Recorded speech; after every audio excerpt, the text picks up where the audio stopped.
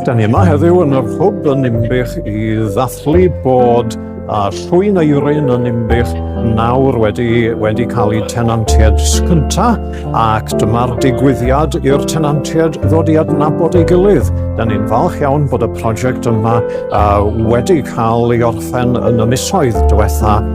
Da ni wedi aros yn hir amdanyn nhw, ond mae'r tai yma'n dau bendigedig iawn yn ward Dinbych ucha.